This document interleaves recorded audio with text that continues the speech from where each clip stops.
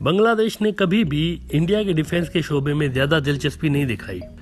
बांग्लादेश का सबसे बड़ा डिफेंस पार्टनर चीन है और चीन के इस एज को ख़त्म करने के लिए कुछ दिन कबल अमेरिका ने भी बांग्लादेश को अप्रोच किया था कि अमेरिका बांग्लादेश के साथ डिफेंस के सेक्टर में ताउन करना चाहता है।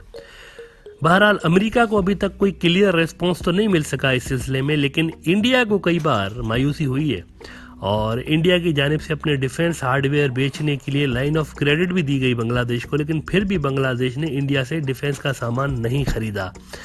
अब एक नई डेवलपमेंट ये हुई है कि इंडिया ने म्यांमार के साथ सिक्योरिटी पैक्ट्स करने के बाद बांग्लादेश को भी ये एक बार फिर ऑफर कर दी है कि वो बांग्लादेश के साथ डिफेंस के शोबे में काम करना चाहते हैं। इससे आप इंडिया की तरह डेस्परेशन का लेवल देखें कि कैसे मुसलसल कई साल से कोई रिस्पांस ना मिलने के बावजूद इंडिया बार बार बांग्लादेश को ऑफर दे रहा है कि हमारे साथ डिफेंस से रिलेटेड शोबे में काम करें। इंडिया की इस डेस्परेशन का अंदाजा इंडियन डिफेंस मिनिस्ट्री के लोगों के इन लफ्जों से लगाया जा सकता है कि हमारे शिपयार्ड्स बांग्लादेश के शिपयार्ड्स के साथ मिलकर काम करना चाहते हैं। बांग्लादेश की रिक्वायरमेंट्स के मुताबिक उनके लिए प्लेटफॉर्म्स बनाने के लिए हम तैयार हैं। अच्छा, अब इससे पहले कि बांग्लादेश में मौजूद कुछ प्रो इंडिया लॉबीज इस ऑफर को ये कहकर प्रमोट करना शुरू कर दें कि देखें ना इंडिया को कितना हमारा ख्याल है, इतनी बड़ी ऑफर इंडिया ने हमें दे दी हुई है, हमारे लिए नेवी के प्लेटफॉर्म्स भी बनाने को इंडिया तैयार है, तो इंडिया तो हमारा सबसे अच्छा दोस्त है।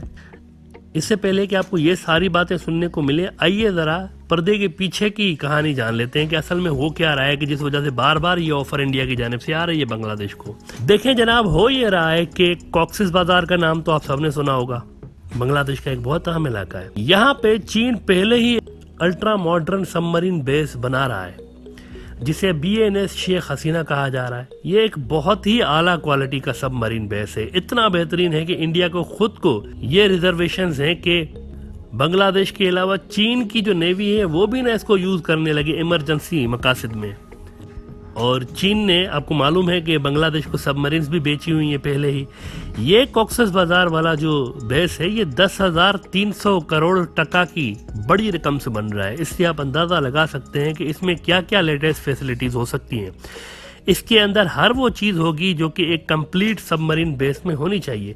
बैरक्स से लेकर इम्यूनिशन डिपो तक हर चीज़ इसमें मौजूद होगी। और चीन की नेवी, जिसे प्लान कहते हैं, PLAN यानी पीपल्स लिबरेशन आर्मी नेवी, इसके जो टॉप कमांडर हैं वो इस बेस को खुद सुपरवाइज कर रहे हैं कि ये प्रोजेक्ट टाइम के साथ मुकम्मल हो जाए।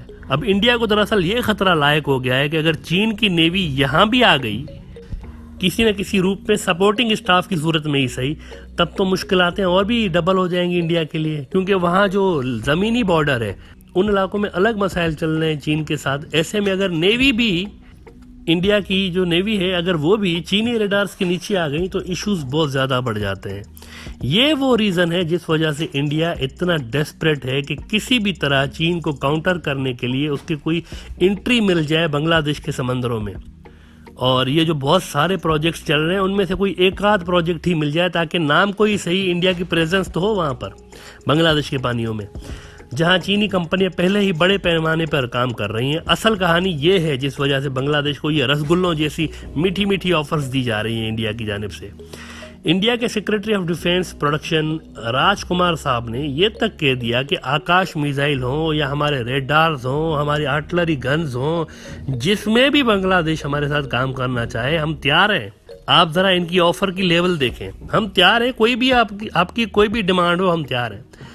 देखें 2017 में जो $500 मिलियन की क्रेडिट लाइन इंडिया ने दी थी बांग्लादेश को, जिसके लिए फिर 2020 में इंडियन फॉरेन मिनिस्टर जयशंकर साहब ने ये कहा था कि हम रिक्वेस्ट करते हैं बांग्लादेश को कि इसको यूज़ करें। 2017 से लेकर 2020 तक 3 साल में ₹1 खर्च नहीं किया था बांग्लादेश ने, क्योंकि उनको ज़रूरत ही नहीं थी इंडियन वेपन्स की। तो इंडिया को बाज़ाब्ता उनके फॉरेन मिनिस्टर को रिक्वेस्ट करनी पड़ गई थी कि भाईजान प्लीज़ कुछ तो ले लें हमसे। हालांकि इस अरसे में बांग्लादेश ने कई $बिलियन की जो डिफेंस डील्स थी वो की थी चीन के साथ। मतलब इंडिया इस हद तक डेस्परेट हुआ पड़ा है कि अपने वेपन्स बांग्लादेश को बेचने के लिए वो हर तरह की ऑफर को कंसीडर करने को तैयार है बांग्लादेश की जानिब से। लेकिन बांग्लादेश को इसमें कोई अट्रैक्शन नज़र नहीं आ रही, क्योंकि उनकी नज़र में चीन उनका नेचुरल डिफेंस पार्टनर है, जिससे बांग्लादेश अपने कुल हथियारों का 71% खरीद रहा होता है। इंडियन डिफेंस मिनिस्ट्री के लोगों का कहना है कि अगर बांग्लादेश हमसे हथियार खरीदे तो ये विन विन सिचुएशन है जनाब, विन विन सिचुएशन, उनके लिए भी हमारे लिए भी। लेकिन बांग्लादेश की जानिब से सदा सुखी रहो कि आशीर्वाद के अलावा अभी तक कुछ नहीं मिला इंडिया को इस सेक्टर में। यहाँ पर एक और अहम बात यह है कि इंडिया ने अपना आकाश मिसाइल भी बांग्लादेश को बेचने का इशारा दे दिया हुआ है। तो ये आकाश मिसाइल है क्या, पहले ये समझ लें। ये एक कम दूरी का एक मिसाइल है, एक सरफेस टू एयर मिसाइल है जिसकी दूरी ज़्यादा नहीं होती। यानी ये मिसाइल फाइटर जेट्स हो गए, दूसरे जो मिसाइल अगर हवा में आ रहे हों बांग्लादेश की तरफ तो इनको न्यूट्रलाइज कर सकता है। इसकी ऑपरेशनल रेंज सिर्फ और सिर्फ 30 किलोमीटर है। इससे पहले कि प्रो इंडिया हजरात वाह भाई वाह क्या बात है ये सब रिमार्क्स देने लगे, ये हकीकत भी जान लें कि 3 साल पहले चीन बांग्लादेश को पहले ही FM-90 जैसा खूनख्वार सरफेस टू एयर मिसाइल दे चुका है और बांग्लादेश इसके कामयाब तजुर्बे भी कर चुका है।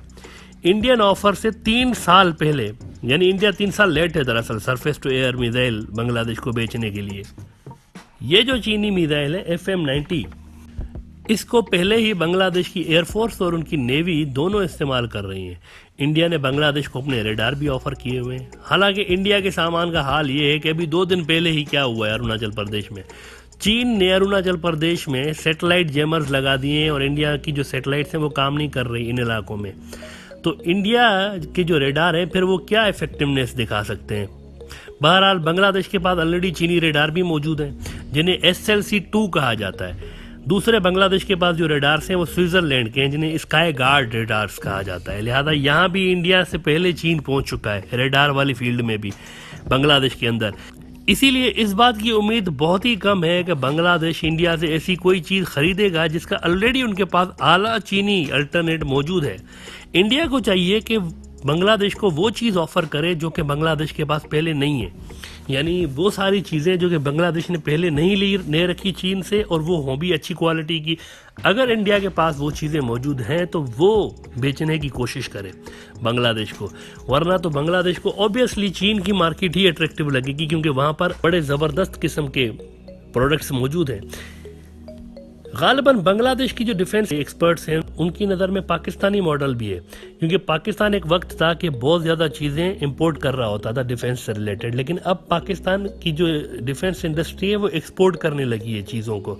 और इस सब में चीन ने पाकिस्तान का बहुत ज़्यादा साथ दिया हुआ है और हेल्प की हुई है इस लेवल तक पहुंचाने के लिए पाकिस्तान को कि अब पाकिस्तान JF-17 थंडर हो या पाकिस्तान के टैंक्स हो, पाकिस्तान एक्सपोर्ट कर रहा होता है। पहले पाकिस्तान एक्सपोर्ट नहीं कर रहा होता था, लेकिन पाकिस्तान की जब स्ट्रेटेजिक पार्टनरशिप गहरी हुई है और उनका जो डिफेंस का जो शोबा चीन के साथ काफ़ी करीबी रहा है तो उसके वजह से ये हुआ है कि पाकिस्तान अब इस काबिल हो गया है कि अपने डिफेंस जो प्रोडक्ट्स हैं वो एक्सपोर्ट कर रहा होता है। और JF-17 थंडर तो आपको मालूम है नाइजीरिया और म्यांमार ने भी ले रखी हैं। बहुत सारे लोग हालांकि ये आर्ग्यू करते हैं बांग्लादेश में कि पाकिस्तान ने म्यांमार को क्यों बेचे थे, तो वो ये भूल जाते हैं कि म्यांमार की जो मसला चला है बांग्लादेश के साथ ये हालिया सालों में चला है। जब ये रोहिंग्या का इशू हुआ था उससे पहले म्यांमार का बांग्लादेश के साथ ज़्यादा फड्डा नहीं हुआ था, तो ये पहले की पुरानी डील हुई थी।